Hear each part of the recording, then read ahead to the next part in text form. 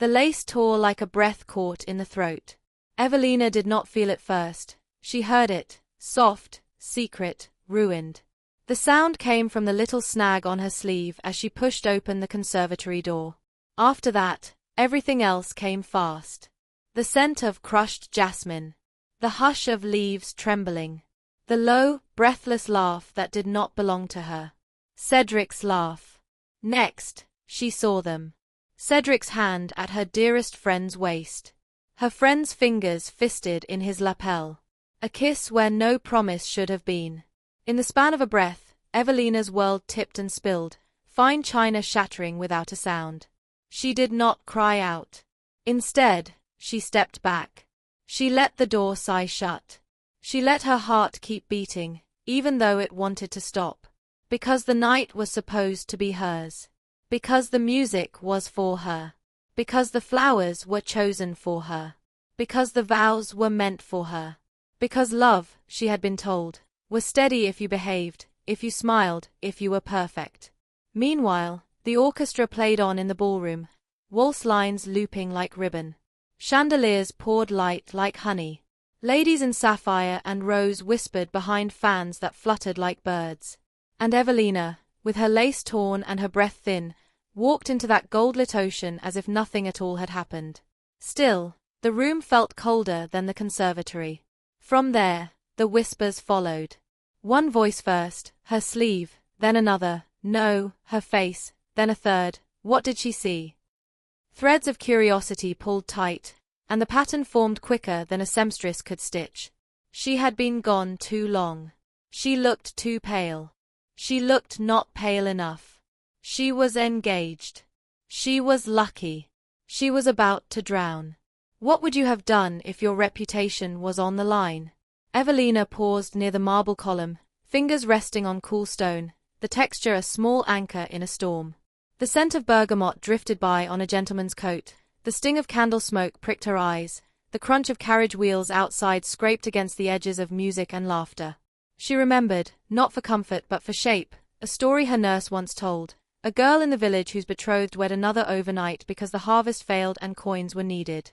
Be good, nurse had said, fixing Evelina's ribbon with a neat bow. Be good and life will be kind. It had sounded true when she was 8. It sounded like a trick now. Because being good had not kept Cedric's mouth from another woman's lips. Because being perfect had not kept betrayal from the conservatory. Because silence and poise did not stop pain. She smoothed her torn lace and stood taller. On the other hand, it was not in her to make a scene. It was not in her to beg, to claw, to shout. Not only that, she could not give him the gift of her ruin. So, she did what she had always done. She kept breathing, she kept moving, she held her chin at a determined angle that said everything and nothing at once. Lady Evelina, murmured a voice near her shoulder. It was Mrs. Beecham, the host's wife, round and pink as a sugared cake. Are you quite, oh dear, your sleeve? It caught on a vine, Evelina said. The lie was simple. The lie was clean. The lie was a bandage that hid the blood. Come, child, Mrs. Beecham whispered, eyes darting, voice sugar over steel. We shall rearrange. We shall refresh. We shall dance, someone said. The word struck like a bell. At the same time, the crowd's sound thinned. The strings held a bright note. The air changed as if a door to winter had been opened. And there he was, cutting through silk and rumour, the Duke of Ravensworth. Adrian Ravensworth did not belong to any warm thing. He wore night as if it were tailored for him, black coat, black hair, a face carved in cool lines, eyes that did not soften for anyone. People said he never danced. People said he did not smile. People said he could end a man's fortune with a lifted brow and forget him by morning. Gentlemen half-bowed as he passed. Ladies drew breath and tried not to show it. The scent of musk followed him like a secret. He stopped before Evelina and looked down, not cruel, not kind, assessment sharpened by curiosity. In that moment, the music did not matter. Neither did the torn lace, nor Cedric's shadow at the edge of the floor, nor her friend's pink mouth, still swollen from a kiss that should have been hers. Lady Evelina, he said, voice low, clear, final. Will you dance? Yet the question was not a question. It was a hand held out in a room full of teeth. It was a bridge over a river that wanted to take her. It was a dare, step forward, and let every eye watch. Before she could move, her mother's fan snapped open somewhere behind her, a little gasp wrapped in ivory sticks. Her father's cough scraped like a boot on gravel. Cedric shifted near the French doors, his gaze bright as a blade. And her friend, raised her chin, a challenge stitched into sweetness. Evelina's fingers twitched. The glove was too tight. The glove was all that kept her together. Meanwhile, her thoughts splintered into small, quick pieces. If she refused, they would say she was hysterical. If she accepted, they would say she was calculating. If she faltered, they would say she was weak. If she smiled, they would say she had planned it all. Deep down, she knew the truth. Whatever she did, they would talk. Because society lived on voices. Because the ton fed on stories. Because her life, apparently, was a supper they were all happy to attend. So, she lifted her chin. She let her breath out slow. She looked the Duke in the eyes. Yes, Your Grace. Just like that, the ballroom breathed again. As if pulled by a string, the crowd shifted, opening space, widening like water when a ship cuts through it. The orchestra stumbled, then soared, violins sliding into the waltz as if the bow had never trembled. Courage, Mrs. Beecham whispered, fingers light on Evelina's elbow for a heartbeat. Courage and back straight. Evelina placed her hand in the Duke's. The cold brush of his glove shocked her skin. The pressure of his palm was steady, controlled, nothing wasted. He led her to the center, and the light found them. Glasses caught gold, jewels winked like 1,000 tiny eyes, and velveteen drapes whispered in the hush that followed. Focus on me, he said. Not tender. Not unkind. Instruction, like fencing. I am focused, she answered, surprised that her voice belonged to her, surprised that it did not shake. Good. They turned. 1, 2, 3. His hand at her waist was firm, respectful. Her palm on his shoulder felt the strength beneath wool. The wooden floor thrummed under their steps. The world narrowed to the measured logic of the waltz, the simplest math at the end of a broken promise. Why? She asked, though she did not mean to say it aloud. Because you needed a partner, he said. Many men dance. Not like me. Not at all, she said, unable to stop the sharp edge, and his mouth almost moved, almost, before it stilled again. They passed the column where she had steadied herself. They passed the edge of the floor where Cedric watched with a smile that was not a smile. They passed ladies who tilted their heads like flowers and whispered behind petals of lace. Evelina held the Duke's gaze because to look away was to surrender, and she had surrendered enough for one night. Your sleeve, he said, so low only she could hear. It will mend. Some tears require new cloth. Some require only better hands. He looked at her then, not at the room, not at her family, not at Cedric's grin, a look that counted, weighed, measured. As the silence stretched between turns, she felt something strange, a thread of steadiness offered to someone who had already proved she could stand. It did not feel like pity. It felt like respect, though she did not trust what respect meant from a man like him.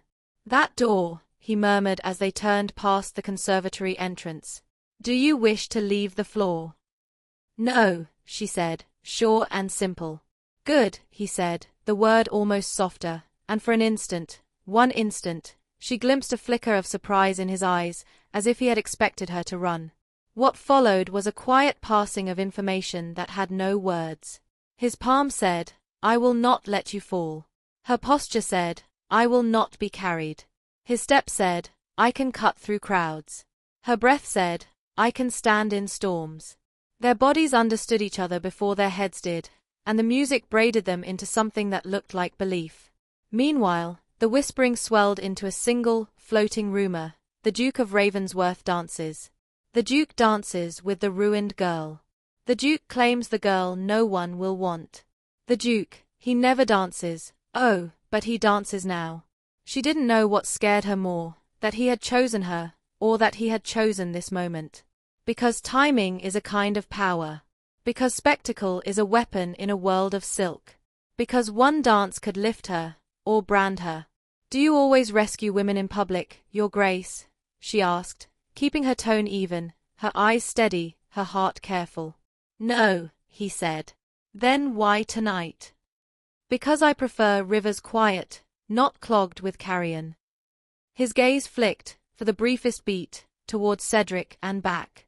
"Because some men mistake cowardice for charm." "Do you know him?" "I know his kind." "And mine?" The question slipped out, small and brave. "In time," he said. By the time the waltz curved toward its final figure, Evelina's heartbeat had learned to live inside the music. It did not mean she was safe. It did not mean she was healed. It meant she was still here. It meant she could be seen and not crumble. It meant the sky had not fallen, only shifted. Truth be told, she wanted to hate the steadiness he offered. It would be easier to rage. It would be easier to melt.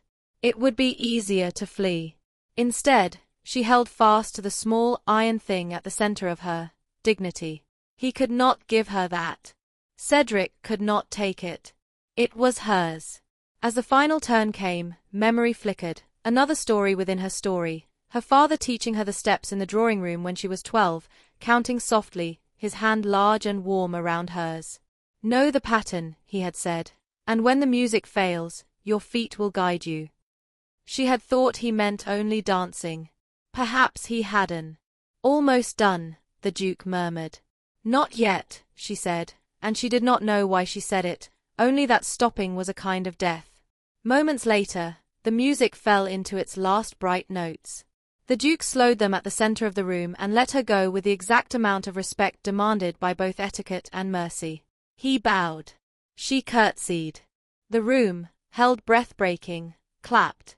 Instead of relief, a new silence bloomed, a silence that asked, "What does this mean?" Because it had to mean something. Because he never danced. Because he did it now. Because the crowd needed a story they could carry home like a sweet wrapped in paper, safe in the pocket against midnight hunger. Without another word, the Duke straightened and offered his arm. "Walk," he asked. "Here?" she said, wary of more eyes, more mouths. "Always here," he said, and that was the first hint of a smile, small and gone before it counted as a sin. They moved along the edge of the floor, velvet drapes brushing like a sigh, candlelight licking gold from the gilt mirrors, the hush of lace skirts making little storms around ankles. At the threshold to the gallery, the night air slipped in cool and brave. The scent of lavender from some hidden sachet clung to the corridor, and distant, the crunch of wheels marked departures that would later become paragraphs in someone's gossip sheet. "Lady Evelina," he said, tone changing, sharpening into something like business. "You know what they will write tomorrow." "I do," she said. "They will decide it for you. Or," he paused, gaze holding her steady, "you can decide it first." "By dancing." "By allowing me to call tomorrow." Her steps faltered. "To what end?" "To begin a public courtship," he said, each word an iron weight. "It would suit me because it quiets wolves at my door. It would suit you because it tames wolves at yours." She stopped walking.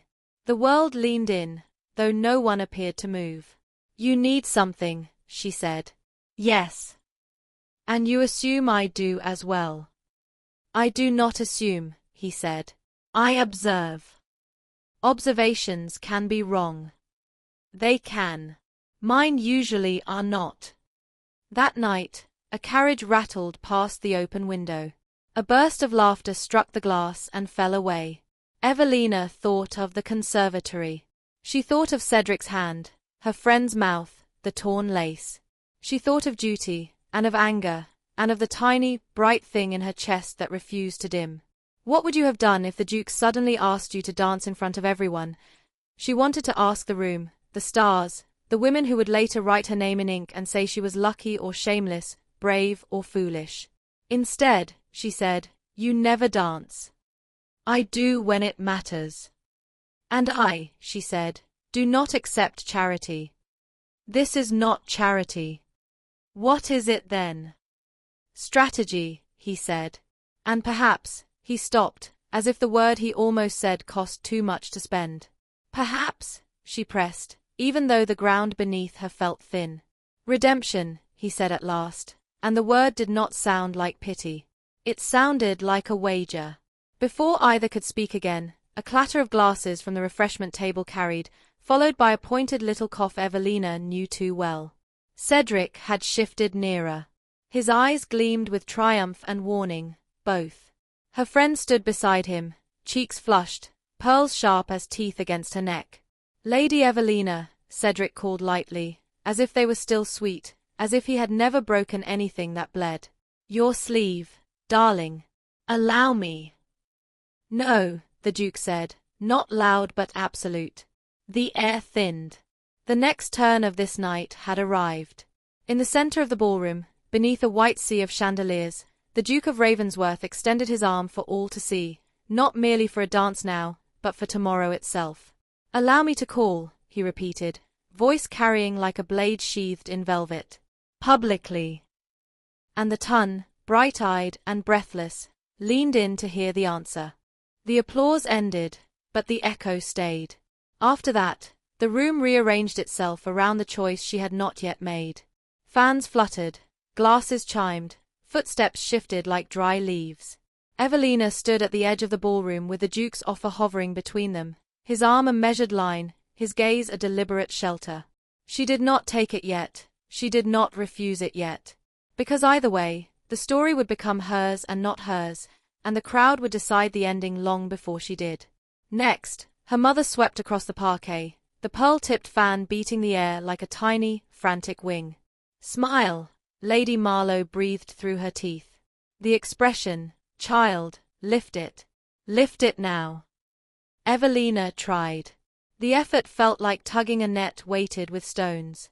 Meanwhile, her father approached more slowly, as if distance might soften what needed to be said.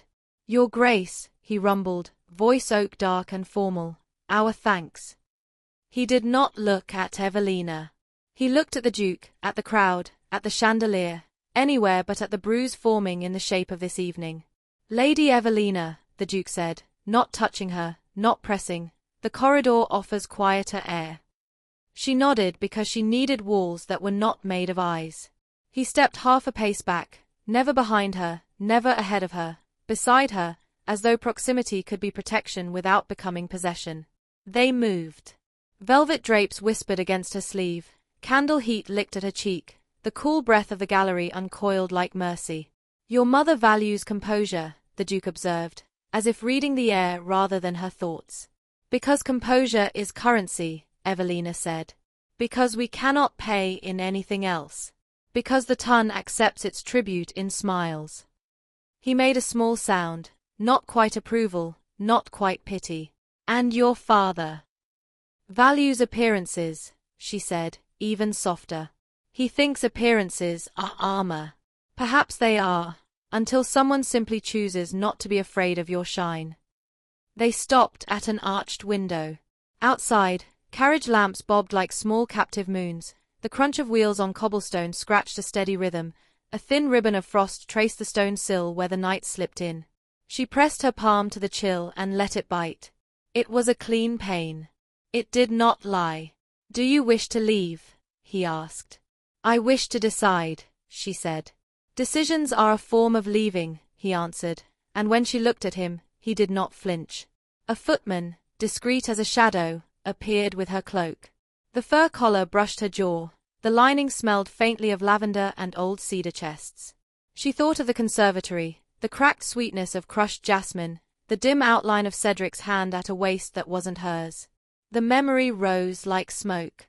She tasted it and let it go. Walk once, the Duke suggested, indicating the cold, lamplit terrace beyond the French doors. No longer. Chaperone, her mother hissed from a measured distance, and Mrs. Beecham materialized with a smile too bright to be anything but duty. I adore moonlight, the hostess sang. I adore fresh air. I adore, oh, those hydrangeas. How they thrive. So they walked, Evelina, the Duke, and Mrs. Beecham with her careful commentary. The air slapped Evelina's cheeks awake. The stars felt sharp enough to cut. Somewhere to the left, a violinist tuned a string to silence. Somewhere to the right, a laugh broke and fell.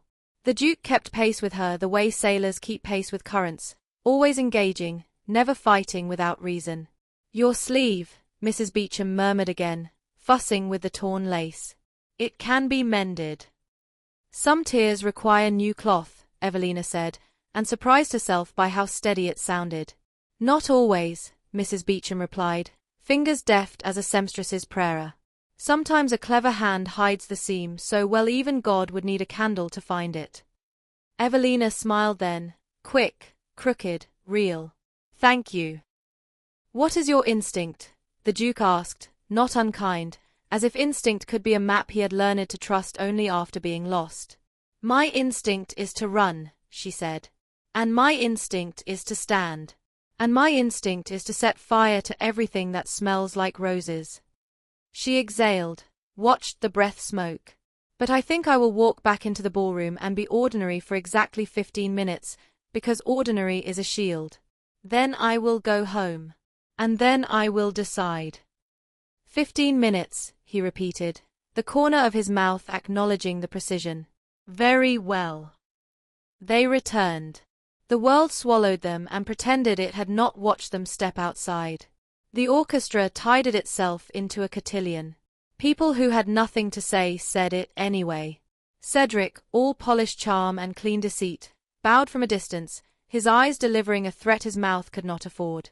At the same time, her closest friend, no, the word closest snagged like thorns, Ginevra curtsied low, her pearl earrings catching light like little knives. "Darling," Ginevra murmured, voice honeyed, smile arranged. "We were so worried. Are you feeling faint?" Evelina's ribs tightened. She wanted to ask, "When did it begin?" She wanted to ask, "Why wasn't I enough?" She wanted to ask, "Do you taste jasmine, too?" Instead, she said, "I am feeling done." Ginevra blinked. "Done." "With this evening," Evelina said, and something inside her settled, not like dust but like a stone dropped into a river that decides, at last, where to rest. Soon after, the Duke requested her father's permission to see her to her carriage. Protocol unfurled like a well-practiced dance, objections whispered and died. Propriety took the wheel because scandal had worn itself out on the earlier spectacle. He offered Evelina his arm, and this time she took it, because walking alone through a crowd that wished to feast would be foolish, and she had been fed on enough of that particular lesson. The night outside wrapped sharp and clean around them. The Marlowe carriage waited, black lacquer slick with a sheen of fine mist, lamps burning steady despite the breeze. The footman opened the door. The velvet interior glowed like a held breath. "Tomorrow," the Duke said quietly, as the footman pretended not to hear. "At 11. To call." "To call," he confirmed. "Publicly."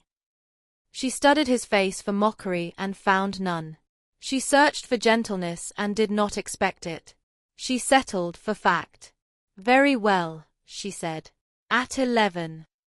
He bowed, not deep, not shallow, exact. "Sleep," he said, as if rest were an order a soldier might obey. "Try," she returned, almost smiling. He stepped back. She entered. The door thudded shut. The world narrowed to the smell of old velvet and bergamot, the sway of springs, the faint groan of leather as the coachman shifted. Evelina lifted the curtain and watched the Duke recede into lamplight, dark, contained, alone. He did not look after her. He did not have to. The line between them had been drawn in a room filled with witnesses. By the time they reached Marlowe House, the last of the night had thinned toward grey. The town home rose like a reprimand from the street, columned, correct, mercilessly tidy. Gas lamps made halos of the iron railings. The front door opened before the carriage fully stopped, as if the house itself had been listening for the crunch of wheels and the soft curse of exhausted horses. Inside, the entryway smelled of beeswax and the faint metallic tang of a clock that had been wound too tight. Evelina's mother glided ahead to the drawing-room. Her father removed his gloves with the firmness of a man removing a problem. Evelina unpinned her cloak and felt the weight of it leave her shoulders with a relief she tried not to show. "Tea," Lady Marlowe ordered, and the house obeyed. Soon after, the tray arrived. Porcelain thin as shell, steam rising in delicate ropes, lemon slices floating like domestic suns. Evelina wrapped her hands around the cup, not to drink but to anchor. "Explain," her father said, and the word landed like a ledger on a desk. "There is less to explain than to accept," Evelina replied, meeting his gaze now because she could not bear any more looking past. Cedric kissed Ginevra in the conservatory. "I saw. He saw me see. And then the Duke asked me to dance." Her mother's fan cracked shut. "We will not say that name in this room again." "Which name, Mamma?" Evelina asked. "The one that broke me, or the one that steadied me?" Lady Marlowe's eyes flashed. "Do not seek poetry where plain speech is required. We will manage this. We will be very quiet, and then we will be very correct, and then—" "And then what?" Evelina asked, soft, careful, dangerous. "We pretend. We receive cards and call on ladies who will not see me. We let them decide what I meant by dancing with the Duke while my fiancé, former fiancé." "Former," her father confirmed harshly, as if punishing the word would keep it in its place. "Kissed someone else in a room lined with orange trees," Evelina finished. Sir Marlowe looked to the fire rather than his daughter. "Appearances," he said to the flames, "are an instrument we play or a song that plays us. I would have you at the bow, not the string." "Then allow me to choose my orchestra," Evelina said. "He will call at 11. Silence, then the softest clink as her mother set her cup down, light as surrender, heavy as law. "He," Lady Marlowe repeated, tasting the pronoun. "The Duke." "Yes." "You will receive him," her father decided. "Openly. Without apology. Because the worst thing we can do is make our own threshold look ashamed of our name. Because," her mother added, regaining her poise one syllable at a time, "a duke's attention is a roofing slate laid against rain, and there will be rain. Because society forgives when a title points where it should gaze. Because people cannot stare at scandal and splendor at the same time, they always choose splendor." Evelina's grip softened around the cup. The tea had cooled, the lemon had sunk. She set it aside and stood. "I am tired," she said, and the truth of it rang across the carpet like a dropped fork. "Sleep, then," her mother permitted, because emotion must never be seen unattended. "We will present morning faces at 11. Upstairs, the corridor smelled of lavender and starch. Her maid unhooked the last stubborn buttons, fabric puddled like water at Evelina's feet. The torn lace looked harmless now, a ghost of its earlier violence. She pressed her fingers to it, a small, private funeral, and then let it go. "Shall I bring the book, my lady?" the maid asked, meaning the little volume of poems Evelina kept tucked in the false bottom of her dressing-table drawer. "Yes," Evelina said, because words had always built rooms inside her when the outside rooms felt unkind. The maid placed the leather-bound book in her hands. Evelina did not open it. She only held its weight a moment, then slid it beneath her pillow like a secret kept safe by sleep. That night, her dreams were not dramatic. There were no jewels, no crushed flowers, no chandeliers raining glass. In sleep, she walked down a long, green lane lined with hedges clipped into perfect domes. A man, faceless, tall, steady, matched her step. When she woke, the hush in her chest made sense. She had dreamed of being matched, not managed. Come morning, London put on its grey. The city smelled of wet stone and tea and the penny-ink tang of fresh print. Evelina woke before the maid tapped. She had always woken early, as if morning were the only hour that belonged to her alone. She sat at the window with her shawl and watched the sky decide whether to be kind. "Toast," the maid ventured. "Letters." Evelina countered. "Not yet, my lady. But Mr. Graves is here." Mr. Graves was the butler, solemn as a churchyard and twice as careful. "Send him." He entered with the gravity of a man carrying a verdict. On a silver salver lay a single folded sheet, cheap and damp at the corners, its black ink already staining the air with a faint metallic promise. "From the street," Mr. Graves said, disapproval carefully neutral. Delivered with the milk. A periodical. Evelina's stomach tightened. She did not need to see the masthead to know. Still, she unfolded the sheet, and the top corner flicked open like a knife. The Morning Whisper, the scandal paper the Ton pretended not to read and quoted verbatim by noon. Her name waited midway down the first column, tidy as embroidery, cruel as a pin. Lady E, lately engaged to a certain handsome heir, appeared last night under tragic error of judgment. We speak of a sleeve, a tear, a vanishing act, and yet. Observe the astonishing benevolence of His Grace the Duke of R, who, never known to dance, crossed the floor and plucked the wounded bird from the cat's mouth. Is it charity? Is it strategy? Is it romance? Our quills tremble. Her breath snagged. She forced it even. The paragraph continued. Worse for being gracious. The Duke has requested a morning call, 11 o'clock, we hear, and we anticipate carriages 3 deep outside Marlowe House to witness whether pity becomes a proposal, or whether our heroine will become, alas, a curiosity to be written about and forgotten. Evelina's eyes found the final line, italicized like a lifted eyebrow. Which would you believe, dear reader, a waltz of redemption, or a rehearsal for ruin? She did not realize she had stood until her knees found the bed and the paper skated to the carpet. Truth be told, the piece could have been worse. It could have been cruel. Instead, it was kinder than she deserved and colder than she could bear, a mercy that felt like a blade set in velvet. Downstairs, the clock in the front hall struck 9, then 10. Servants polished already gleaming surfaces. Her mother arranged flowers that did not need arranging. Her father paced the length of the drawing-room with a measured tread, as if he could wear a path to certainty through carpets and discipline. At the same time, a memory rose, one of those small, hidden stories within her story. She was 14, knees green from climbing the old willow by the river. She had torn her dress then too, not at a ball but on a branch, and she had wept from shame because the seamstress had stayed late the night before to make it perfect. Her father found her in the shadows and taught her the sailors not to secure the ripped hem until she could mend it proper.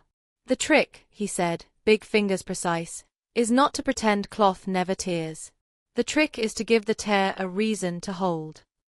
She thought of that now, of knots and reasons, of tears and hands and the difference between hiding and healing.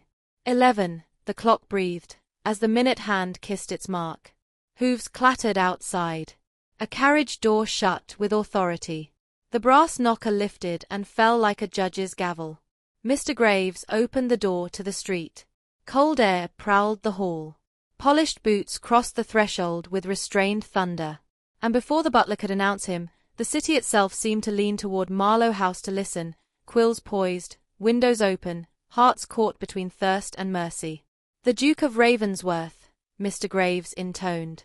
And behind Mr. Graves, a second sound, paper, hurried, scuffling, rose from the pavement, a newsboy's cry lofting up like a dare, like a blessing, like a spell that could be broken or believed. Whispers out. Whispers out. The Duke dances. The Duke calls. The scandal sheet had written a question. The Duke had come to write an answer. The morning light was too sharp. Evelina sat at the edge of the drawing-room sofa, hands folded so tightly that the tips of her gloves bit crescents into her palms. The air smelled of beeswax and lavender polish, freshly spread over wood that had no need of it. Her mother's fan clicked open and shut like a heartbeat. Her father paced, each turn of his boots like a metronome. And then the doors opened. His Grace, the Duke of Ravensworth, Mr. Graves announced. Adrian Ravensworth filled the doorway like a storm that refused to wait its turn. He wore black, but not morning black, commanding black, sharp and deliberate. His cane tapped once against the parquet, though Evelina suspected it was not need but habit, a weapon dressed as etiquette. His gaze swept the room, not hurried, not apologetic. When it landed on her, the air caught. Lady Evelina, he said, bowing, precise. Good morning. Your Grace, she replied, rising because not to rise would look like defeat. After that, the room rearranged itself around their stairs. Her mother coughed into lace. Her father muttered about appearances. Mr. Graves vanished like smoke. The Duke stepped forward, and the ground beneath Evelina's feet felt like an edge she had been dared to walk. "May we speak?" he asked. Her father began, "In the drawing room, you already." "I meant alone," Adrian cut in, and though the words were calm, they cracked like ice. Silence. Her mother's fan froze mid-snap. Her father's mouth opened, closed, opened again. It was Evelina herself who saved them all the awkwardness. "Very well," she said, voice steady. The terrace. The terrace air was colder than yesterday's. Wind tugged at the thin drapery, snapping it against the doorframe. Evelina walked to the stone balustrade, her fingers grazing frost. Adrian followed, each step deliberate, the sound of his boots echoing as if the house itself listened. She did not turn to him at first. Instead, she watched her breath smoke and vanish. "You wish to call. You wish to court. You wish to make it public." "Yes." "Why?" She finally turned, and the wind caught her hair loose from its pins. "Why me?" "Because you need protection," he said without hesitation. "And because I need a wife." There it was, sharp, bald, merciless. No sugar, no poetry, just a blade pressed flat against the truth. Her jaw tightened. "A transaction, then." "A strategy," he corrected. Her laugh escaped bitter, fragile.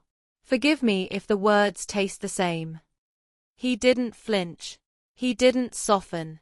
"Lady Evelina, your name is already written in ink across every scandal sheet in London. I cannot erase that. What I can do is turn scandal into spectacle, and spectacle into safety.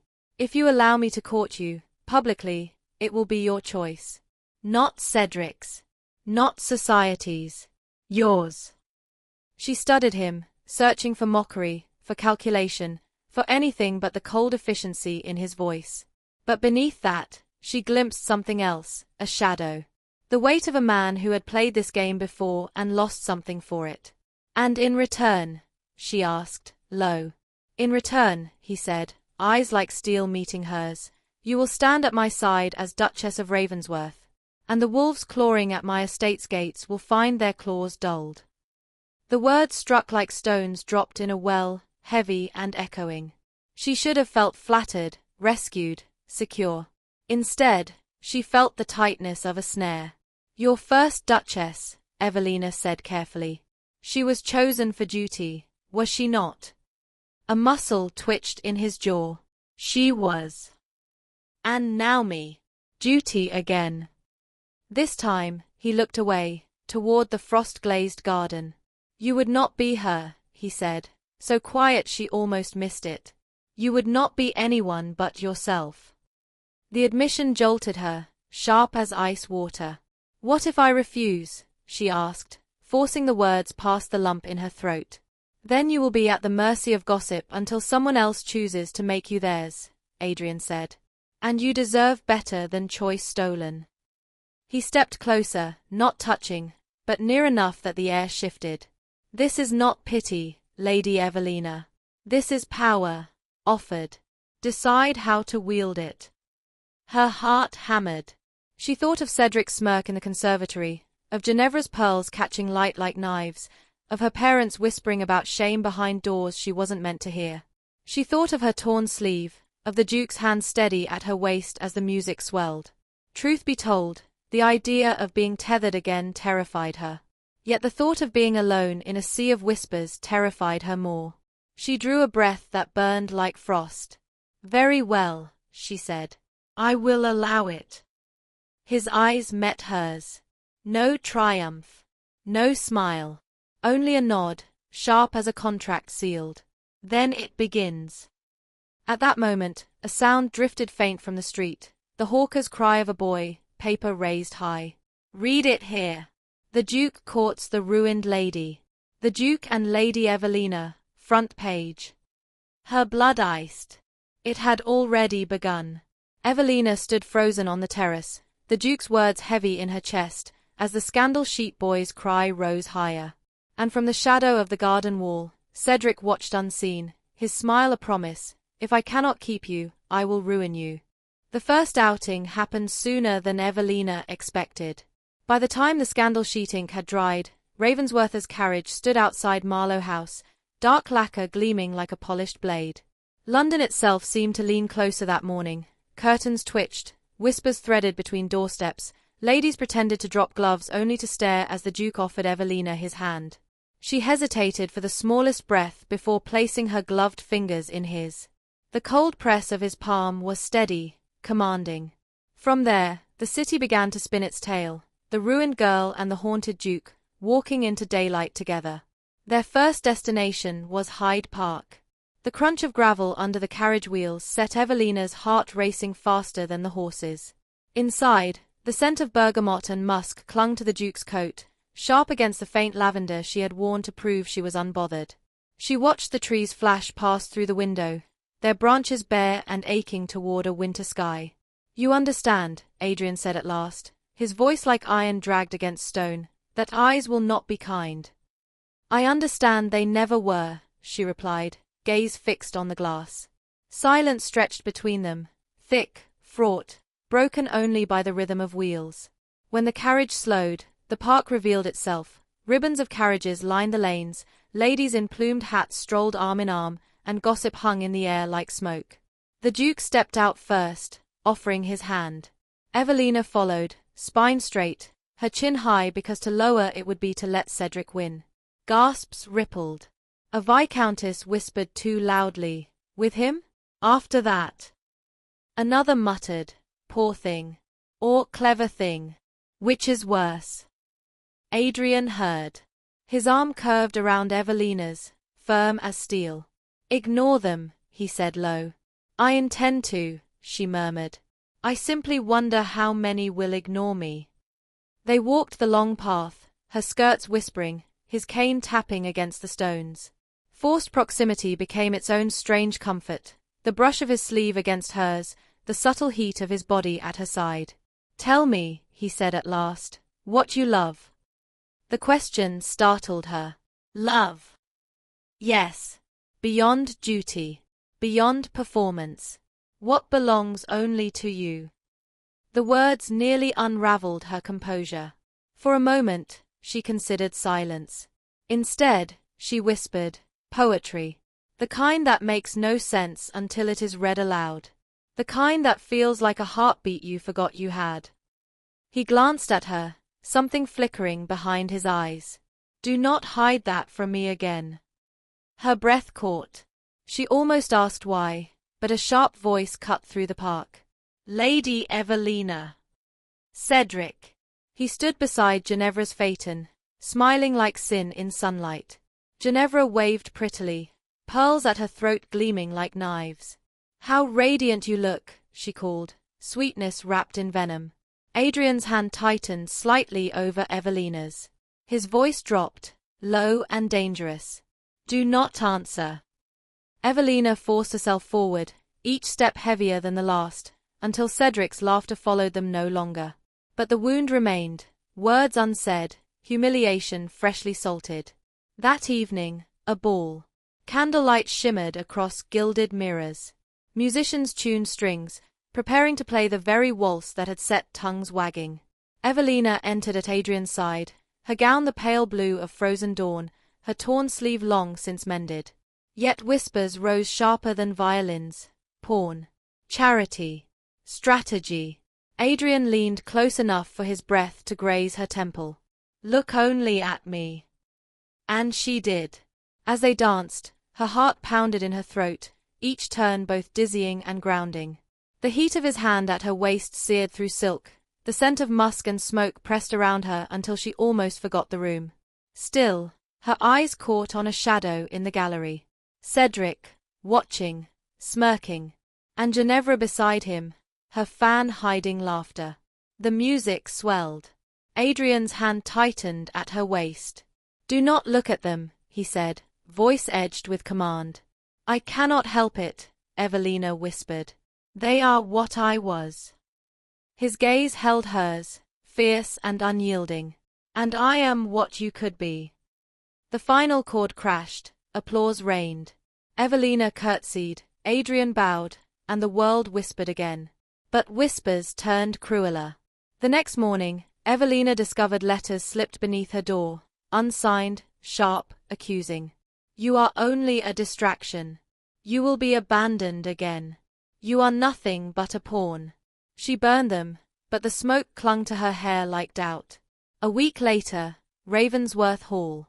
The carriage groaned up the long drive, and Evelina caught her breath. The estate loomed grand but tired, ivy strangling its stones, windows like tired eyes. This, Adrian said, watching her reaction carefully, is why I need a duchess. She touched the cracked balustrade as they entered, the scent of dust and damp greeting her. Yet in the decay, she saw something else, possibility. Rooms that could glow again. Gardens that could bloom. A man who could live, not only endure. But then she found a locked chamber near the east wing. What is this? She asked. Do not open it, Adrian said, too quickly. His tone carved fear into her chest. She pressed her hand to the cold wood. Your first duchess. Silence. His jaw tightened. His eyes shadowed. She pulled back as if burned. Cliffhanger beat. Evelina walked away, heart pounding. The Duke had offered her protection, yes, but had he also offered her a prison? The rumour broke like glass at dawn. Evelina had barely risen when Mr. Graves brought the sheet into the breakfast room, his gloved hand trembling just enough to make the teacups rattle. Her mother snatched the paper, read half a line, and pressed it flat to the table with a gasp sharp enough to cut. Lady Evelina, desperate for her former fiancé's forgiveness, has been seen entreating him in private. Some whisper she begged him to reconsider, but was cruelly rebuffed. What better proof, then, that the Duke's gallantry is nothing but a mask for pity? Evelina's breath caught. No, she whispered. That is a lie. I have not spoken a word to him since. You need not explain, her father said, voice stern but eyes soft with fear. The tongue will decide before truth has a chance to lace its boots. Her mother's fan snapped shut like a door slamming. You must cling to the Duke. If you falter, if he wavers, we are finished. Finished. The word sank into Evelina's chest like an anchor. By mid-morning, she was at Ravensworth Hall, drawn by the need to confront the only man who could shift the tide. The great house seemed darker than before, clouds thick over its towers, ivy shuddering against windows as if trying to break free. Adrian met her in the gallery, tall and carved of shadows. You've seen it, he said without preamble. I have. She held his gaze, refusing to tremble.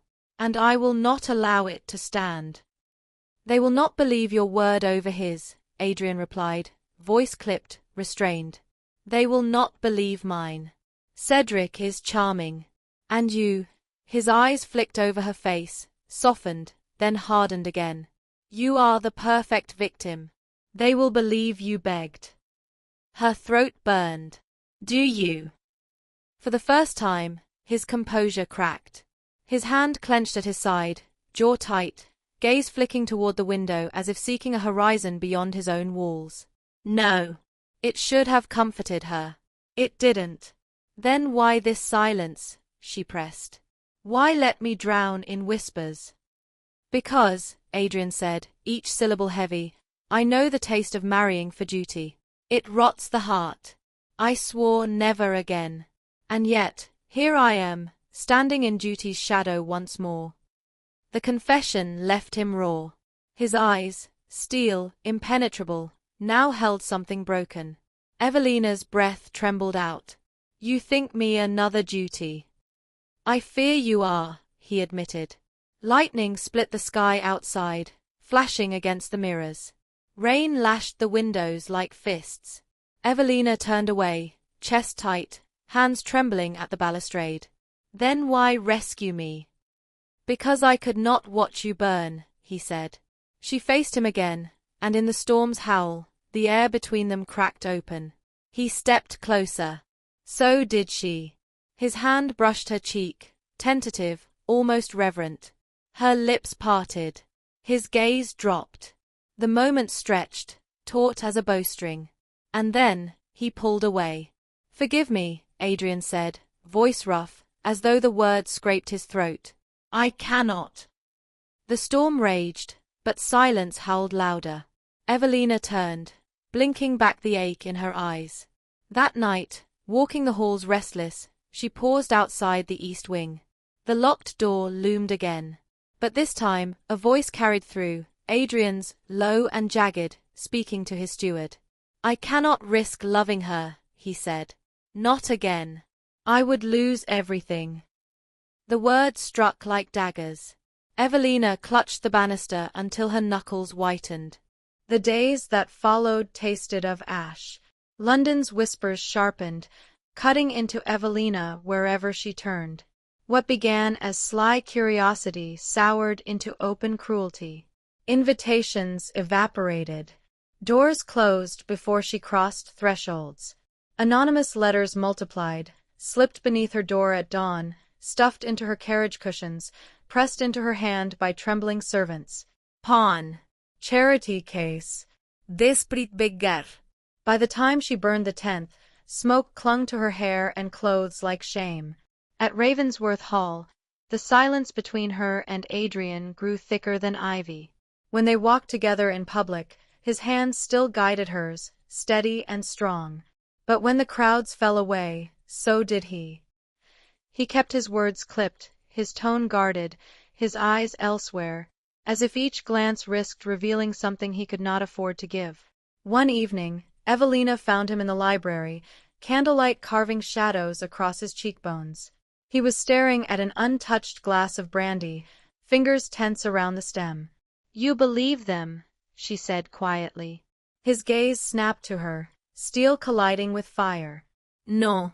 Then you believe me only half, she accused. Enough to defend me, not enough to love me. His jaw tightened. I do not. He broke off, swallowing the words. I cannot. Evelina seemed twisted. Why? Because your first wife died unloved at your side? Because you think loving me would curse me too? His silence was answer enough. She stepped closer, voice trembling but fierce. You speak of duty as a prison, but you build your own walls and call it honor. I will not be half-claimed, Adrian. Not by you, not by anyone. He looked at her then, and for one desperate heartbeat she thought she saw fear. Fear of loss, fear of grief. But he turned away, staring into the fire until the light painted him cold. Go home, Evelina, he said, before this ruins you further. She left Ravensworth Hall with her chin high, but by the time her carriage door closed, her hands shook. Inside her chest, something cracked, not loudly, not violently, but with the quiet cruelty of glass splintering under slow pressure. At Marlowe House, her parents argued in low, urgent voices. She must go abroad, Lady Marlowe whispered. Paris. Perhaps Rome. Until the scandal dies. And if it never dies? Sir Marlowe countered. We cannot send her away like cargo. She cannot remain here, shamed daily. We must. They fell silent when Evelina entered, but she had heard enough. Abroad. Exile. Disappearance. They would smother her life with distance, as if shame could not cross seas. She did not cry. She had no tears left. The end came at a winter gathering, a charity concert hosted in the city's grandest hall. Evelina had considered refusing the invitation, but her mother insisted, presence is armor, child. We must be seen. The chandeliers blazed, the violins soared, the pews glittered with jewels and expectation. Evelina sat stiff beside her parents, head high, though every breath felt like glass. Cedric arrived late. He strolled down the aisle with Ginevra on his arm, bowing to acquaintances, smiling at enemies. When he caught Evelina's eye, his lips curved into the cruelty she had once mistaken for charm. Moments later, he stood before the assembled crowd. My friends, he said lightly, voice carrying over the music, it grieves me to see such pity wasted. Some ladies, his eyes flicked deliberately to Evelina, cannot accept when their engagements end. Some chases a dos. Some beg for scraps. But he squeezed Ginevra's hand, we are fortunate enough to know love when it is real. The crowd gasped. Evelina froze. Every word hablade. Her humiliation was now not whispered but carved into air where everyone could hear. And Adrian was not here. She rose slowly, spine straight, lips parted as though to speak, but no words came. Cedric's laughter followed her like smoke as she turned and left the hall. That night, alone in her chamber, Evelina pressed her hands to her face and finally allowed herself to break. The tears came hot and bitter, staining her sleeves, her pillow, her very skin. No more, she whispered into the silence. No more begging, no more waiting, no more half-love. She stared at the moonlight spilling across her floor, and somewhere deep inside, she felt it. A small ember of defiance that Cedric could not stamp out and Adrian could not silence. But for now, she was utterly alone. The night after the concert tasted of ashes. Evelina had not slept. Shadows clung to her chamber walls, stretching long across the lavender-papered room, mocking her with their restless shapes. She lay stiff on the bed, still in the gown she had worn to the concert, her hair unpinned and falling loose across her shoulders like broken strands of gold. Every time she closed her eyes, she heard Cedric's voice again, that honeyed cruelty echoing from the grand hall. Some ladies cannot accept when their engagements end. Some chase shadows. Some beg for scraps. His laughter had followed her into her carriage, onto her pillow, into her blood. By the time dawn broke pale and reluctant, Evelina's despair had sharpened into something harder. No more, she whispered again, just as she had in the dark. I will not collapse. I will not let them see me bleed.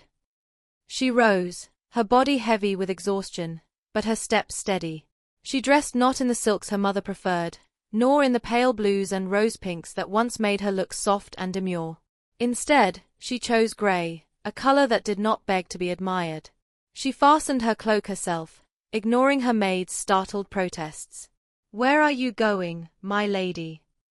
Evelina turned, chin lifted. To Ravensworth Hall. The carriage rattled through London's half-waking streets. Shopkeepers unbarred shutters, milk carts splashed across cobblestones, women with shawls pulled close hurried to market. Evelina watched them from behind her curtain, her gloved hand trembling in her lap. She envied them their anonymity. None of them carried the weight of being a scandal. None of them had been betrayed in front of hundreds, humiliated by whispers, then abandoned by the one man who could have stood firm beside her. Her jaw tightened. Adrian Ravensworth had saved her once with a dance, but since then he had become her gaoler, locking his heart away while chaining her reputation to his. He thought fear was protection. He thought silence was strength. But she would not be silenced. Not anymore. Ravensworth Hall loomed against a slate-grey sky, ivy strangling its stone face, windows dark like watching eyes. Evelina stepped down from the carriage, the crunch of gravel sharp in her ears. The butler hesitated at the door, his face stiff with surprise at her unannounced arrival, but Evelina's expression brooked no refusal. Tell his grace, she said, her voice low but firm, that Lady Evelina Marlowe demands an audience. Now. The words shocked even her own ears. Demands. Not requests. Moments later, Adrian appeared in the doorway of the great hall, tall and forbidding, his coat thrown hastily over his shirt as though she had pulled him from solitude. His eyes, those storm-grey eyes, flashed with both irritation and concern. Evelina, he said sharply, you should not be here. No, she returned, stepping into the hall, her boots striking the marble. And where should I be, your grace? Hidden in my father's drawing-room while Cedric parades his lies? Abroad, as my parents suggested, smothered by distance until London forgets I exist. His jaw clenched. You risk more scandal by storming into my home. I risk nothing, she said, voice rising, echoing against the stone walls. Because there is nothing left for them to take. They have already stripped me of reputation, of dignity, of hope. And you, her breath caught, but she forced the words through. You let them. His face hardened. I have defended you in every room that matters. You defended my name, she shot back. But never my heart. The silence that followed was a sword drawn and waiting. Adrian's eyes flickered, as if she had struck him where no blade had yet reached. He took a step toward her, then stopped. You think I have not wanted, he broke off, fists clenching at his sides. Damn it, Evelina. Do you think I am made of stone? That I do not feel what this has cost you? What it costs me to stand beside you every day and say nothing? Her throat tightened, but she held his gaze. Then why do you say nothing? Why do you hold yourself apart?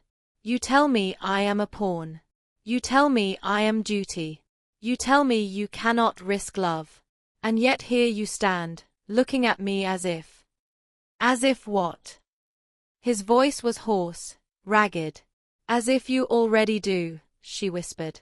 The words cracked open the air between them. Adrian crossed the space in 3 strides, his hand catching hers, pulling her closer until she could feel the heat of his body, smell the smoke and musk clinging to his coat.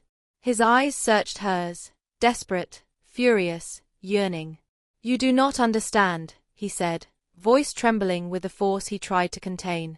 My first marriage destroyed me.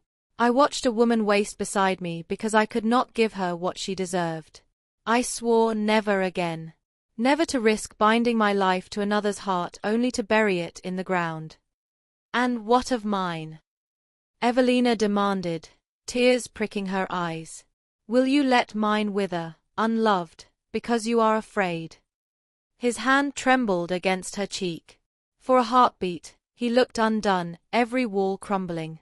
Then, with a sound like a man breaking, he kissed her. The world fell away. The kiss was not gentle, it was fierce, desperate, almost angry with how much it wanted. Evelina clutched his coat, feeling the tension in his body, the war he fought against himself. Heat surged through her, and for the first time since the conservatory, she felt alive. Not broken. Not ruined. Alive. When he tore himself back, his breath came ragged. Evelina, he whispered, voice raw, if I love you, I will lose you. Her tears spilled then, but they were not weak. They burned. She touched his face, forcing him to meet her eyes. If you do not love me, Adrian Ravensworth, then you will lose me anyway. Silence fell. For the first time, he had no reply. That night, Evelina returned to Marlowe House not with despair, but with resolve. She stood taller, her eyes brighter despite the tears that had fallen. Her parents stared as she swept past them in the hall. You will not send me abroad, she said firmly. I am no fugitive. I will face them. Her father blinked, startled by her steel. Her mother pressed a hand to her pearls.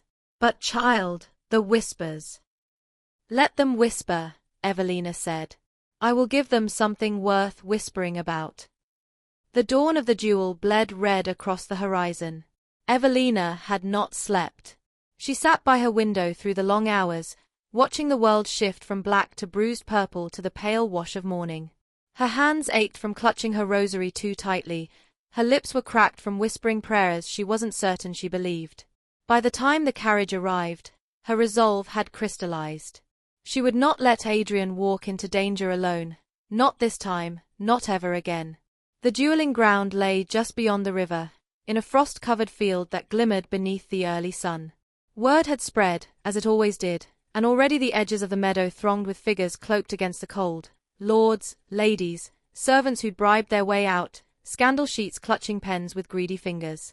The tun smelled blood, and it had come to feast. Adrian stood at the center, his coat flung back, the dawn light catching on his pistol. He was every inch the Duke, tall, commanding, etched with iron. Yet Evelina, watching from the rise, saw the truth beneath, his shoulders tense, his jaw tight, his eyes burning not with hate, but with fierce, desperate love. Cedric faced him, smirking, golden hair gleaming in the light, his stance relaxed, almost careless. Ginevra hovered behind him, her smile coy, though her eyes glittered with triumph. The seconds murmured the terms, their voices clipped and solemn. 10 paces. Turn. Fire. Evelina's heart screamed against her ribs. She pushed forward, ignoring her maid's frantic protests. Gasps rippled through the crowd as she descended the slope, crimson skirts sweeping frost, her veil trailing like spilled blood. "Evelina," Adrian hissed under his breath as she reached him, eyes wide with both fury and fear. "What are you doing?" "Standing where I belong," she whispered fiercely. "If they are to see me ruined, let them also see me loyal. If you fight for me, then I will stand for you." For a moment, the iron facade cracked. His hand brushed hers, the briefest touch, but it lit her veins like fire.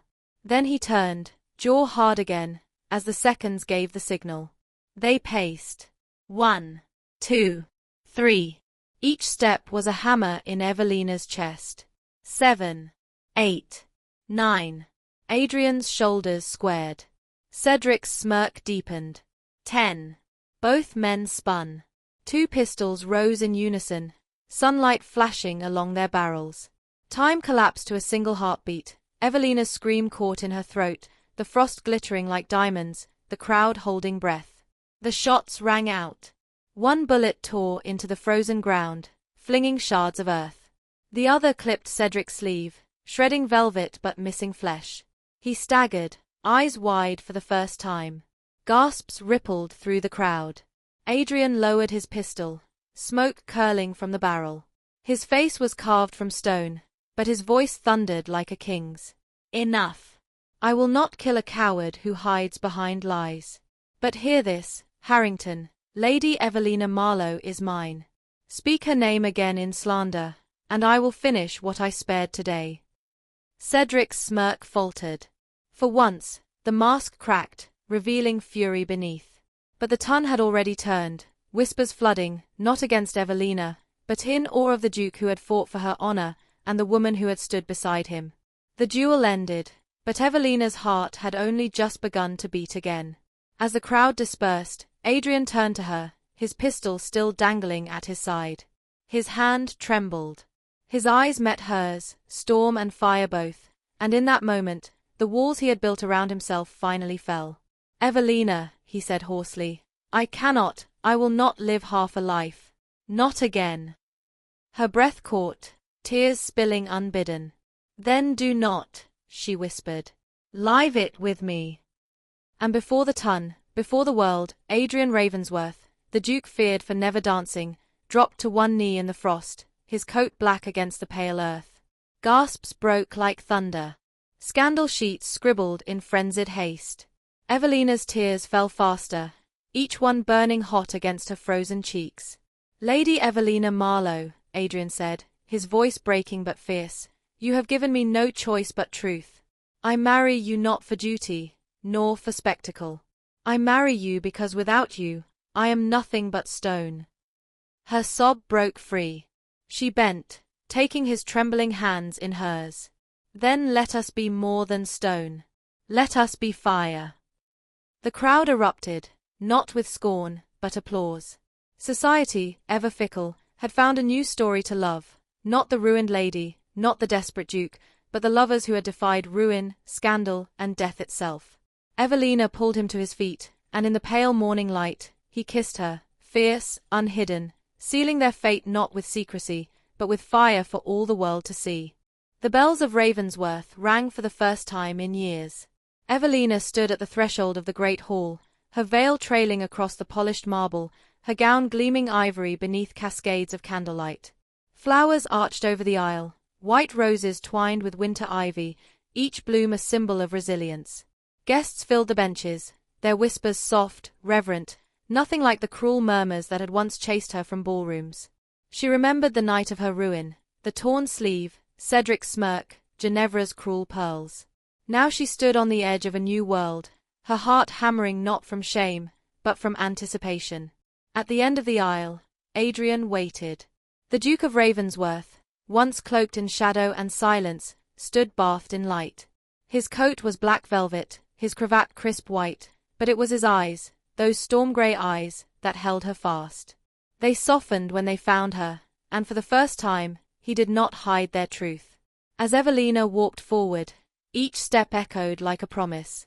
Her father gave her hand away with trembling fingers, her mother wept into her fan. And when Adrian took Evelina's hand, his grip was firm, steady, unyielding. The vicar's words blurred in her ears. What mattered was the sound of Adrian's voice, low and resolute, as he vowed, "This time, I bind myself not to duty, but to love. To you, Evelina." Her throat ached with tears as she whispered back, "And I, to you. Not because I must. Because I choose." Applause thundered when their lips met, soft, reverent, sealing a union born not of scandal, but of defiance and devotion. The wedding feast overflowed with laughter and light. Musicians filled the air with waltzes, chandeliers blazed against golden walls, and Ravensworth Hall, once silent, crumbling, seemed to breathe again. Servants bustled with joy.